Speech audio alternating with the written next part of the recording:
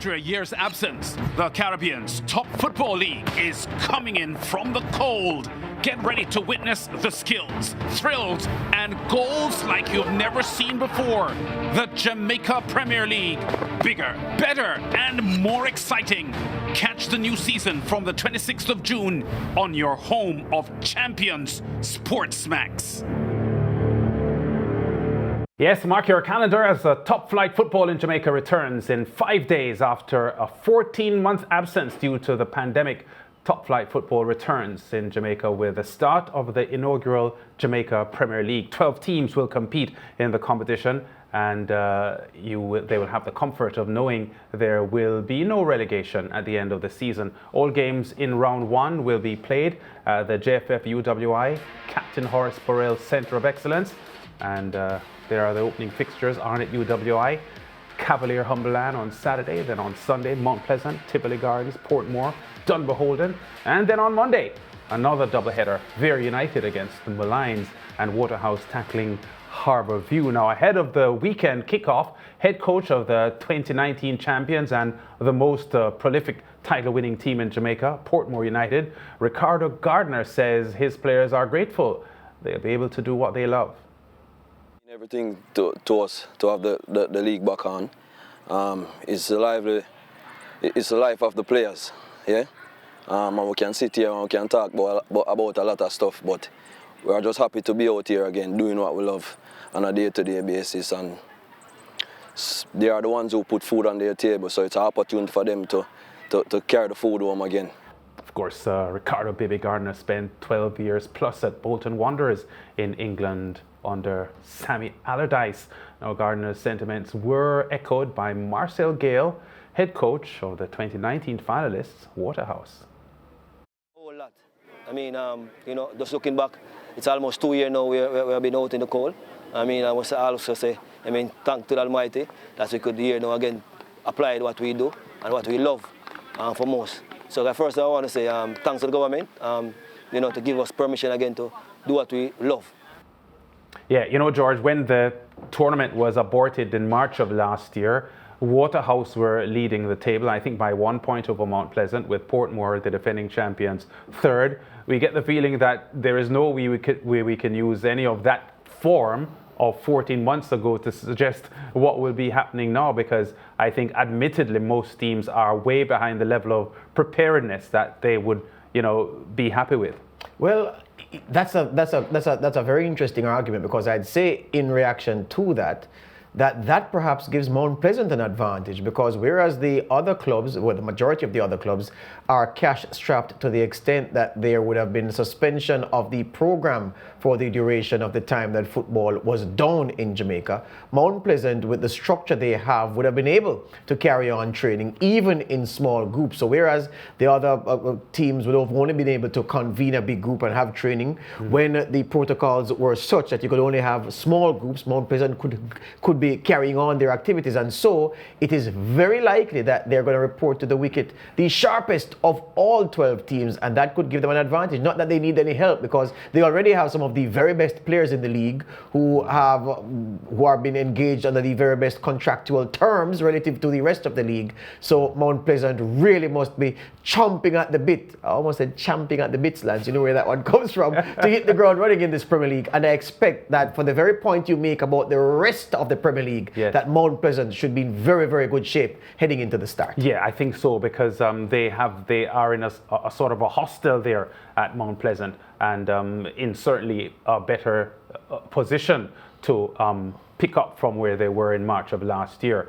But one of the factors that I think will affect the teams and certainly the rosters, we've been hearing words from some of the teams that they've lost some players, George, because players have become disenchanted and over the past 14 months found other things to do. Yeah, it's a matter of survival, and if your main source of income has been unavailable, you can't work in that area over the past 14 months, then clearly you're going to have to go somewhere, because most of these players have families where they are the primary or the breadwinner in the household, and if one income is not coming in, then after a while you're going to have to go get a move on and get something else to do. So yes, I expect that some of the teams will lose some of but they're better players.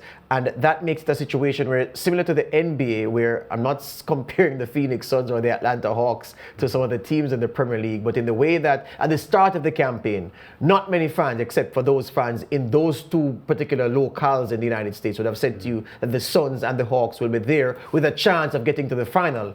Many of the unheralded teams in this Premier League, well, not saying many because there are only 12 teams, but some of the unheralded teams may spring a surprise and go further, because what the selection that they have, the chemistry and understanding between and among them is greater than the bigger teams, which have had the big defections from their ranks, with players choosing to go elsewhere and work in other fields while this pandemic is still raging. Yeah, one of the things that we've got to look at when we start this weekend too, George, is the fact that there will be uncharted territory for all of the teams. One, no spectators, and two, they'll be playing at the Captain Horace Burrell Centre of Excellence, which is an artificial surface, which we have never seen used in Premier League football here before.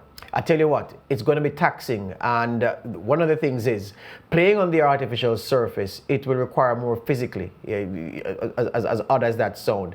It's a different physical challenge from playing on the surfaces that they've been used to playing on.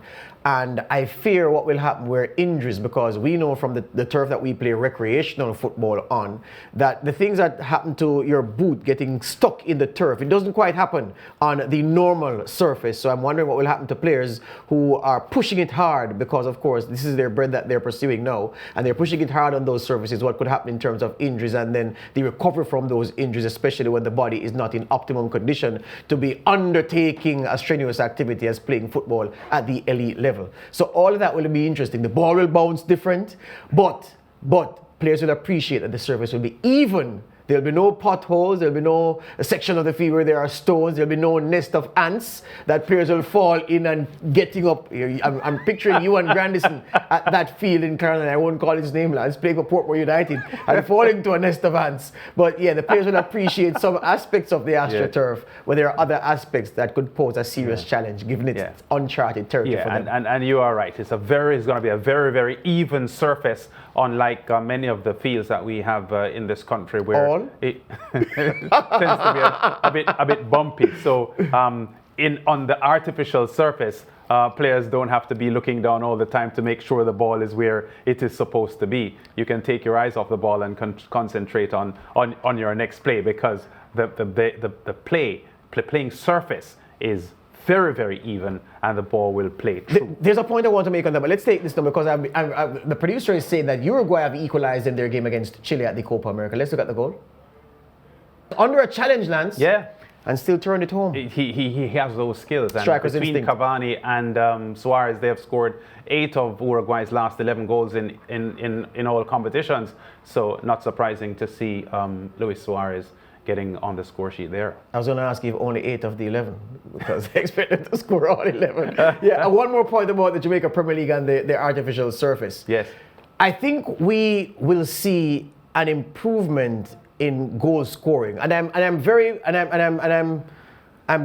well, not disheartened. I'm disappointed slightly that the players aren't fitter going into this opening round, because guess what? Yes.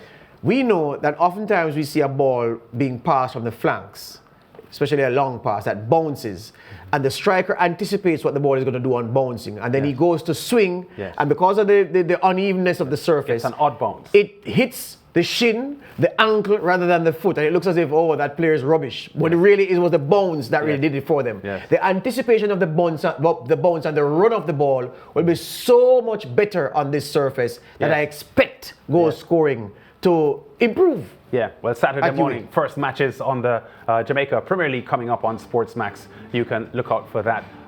We are going to be talking cricket in a short while. The West Indies dismal performance in the Test series against the South Africans. But we'll have the zone updates first. Back in a moment.